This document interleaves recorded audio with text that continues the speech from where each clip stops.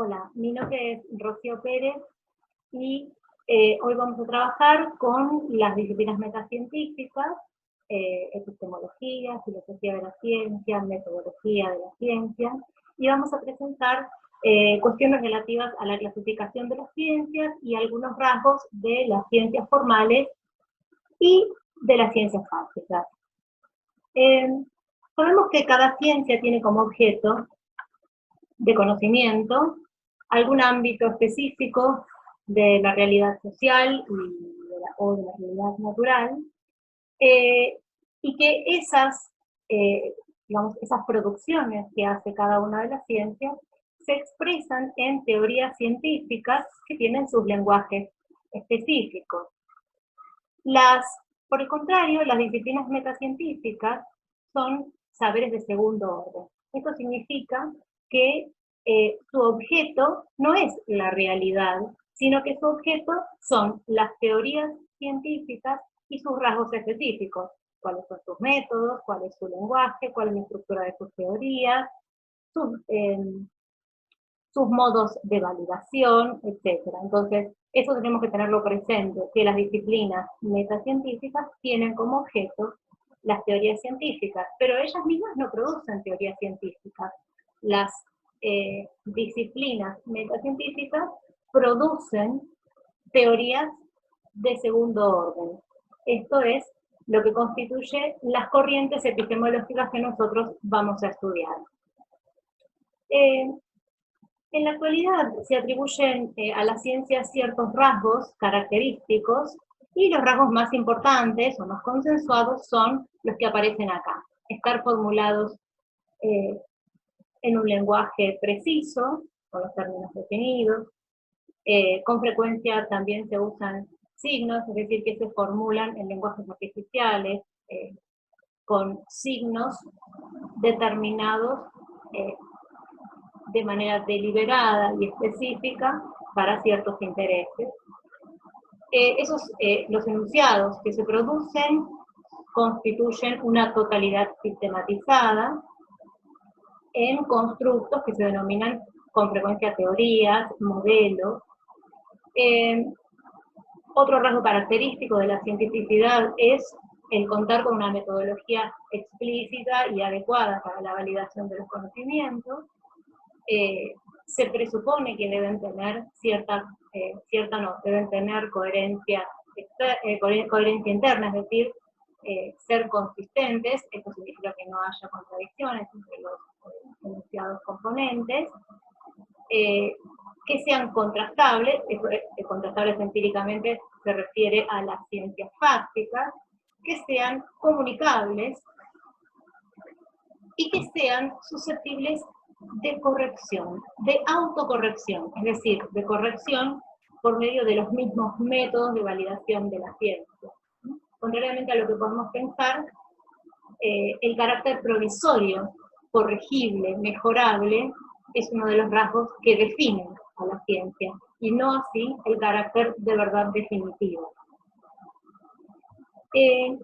Vamos a hablar de las diferencias entre las ciencias, vamos a abordar el tema de la clasificación, y para eso tenemos que recordar, para hablar de las diferencias entre las ciencias, tenemos que recordar que en la Edad Antigua y en el Medioevo, el conocimiento estaba contenido dentro de la filosofía, que incluía creencias de tipos muy diversos, ¿no?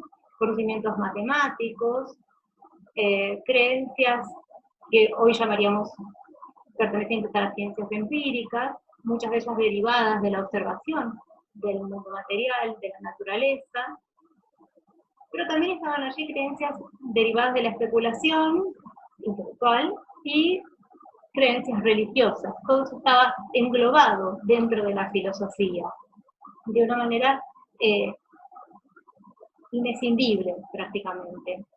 Sin embargo, a lo largo de un proceso histórico que llevó muchos siglos, las ciencias particulares fueron escindiéndose del seno de la filosofía a medida que se fueron recortando sus rasgos característicos, sus objetos específicos, sus propósitos específicos, sus preguntas se fueron diferenciando y cada una logró luego su enfoque particular, separado del ámbito de la filosofía, que no es una disciplina científica. Algunas disciplinas se separaron antes, como las ciencias formales, y otras, y también las ciencias naturales luego, pero otras, como las ciencias sociales, lo hicieron mucho más tardíamente, en un proceso que finalizó más o menos en el siglo XIX. Abordemos ahora la cuestión de la clasificación de las ciencias. ¿Cuáles son los diferentes tipos de ciencias que hay? Bueno, hay varios criterios para clasificar las ciencias. Tomados por separado, estos criterios no son suficientes, pero tomados conjuntamente permiten una clasificación. Si consideramos los criterios por separado, podemos darnos cuenta de que pueden ser insuficientes en este sentido. Consideremos, por ejemplo, el objeto. Es decir, bueno, las ciencias se clasifican por su objeto, es decir, por el ámbito de la realidad que esa ciencia investiga. ¿Sí? Podemos ver que varias ciencias pueden compartir el ámbito de la realidad. Entonces, este criterio por sí solo no nos permite distinguir las ciencias. Hay que recurrir también a insertar como criterio, por ejemplo, el método, ¿no? Las estrategias específicas que tiene cada disciplina para producir conocimiento. Y a esto le tenemos que sumar como criterio el tipo de teoría que produce esa ciencia y el lenguaje en el que esas teorías se formulan.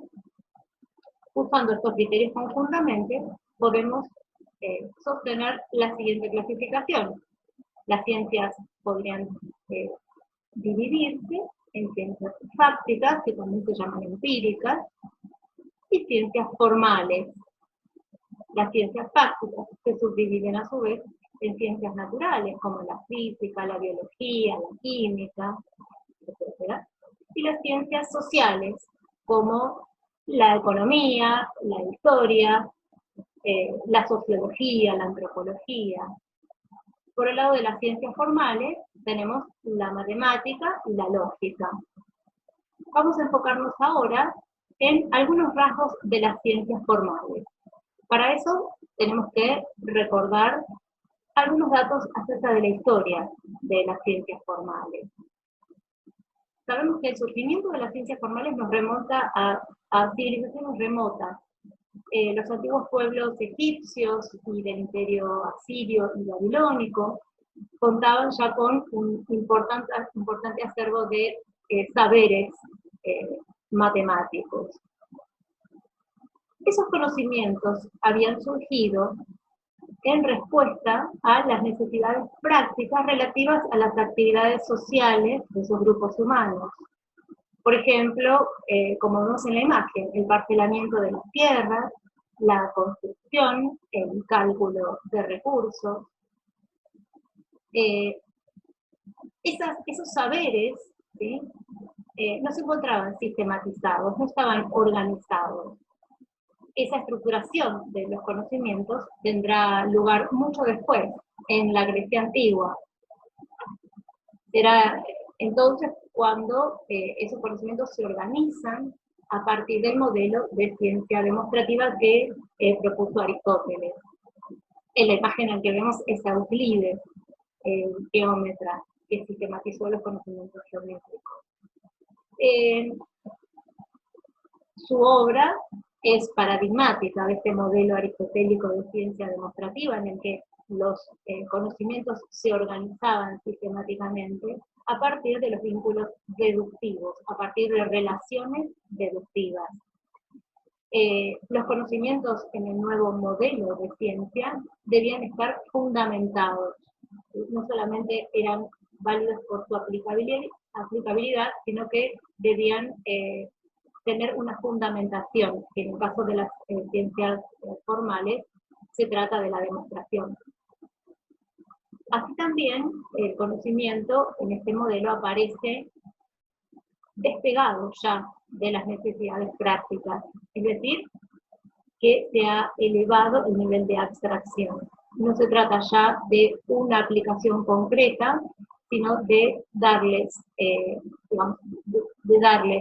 un carácter universal a una serie de conocimientos que hasta entonces estaban anclados en el ámbito de los casos concretos y particulares.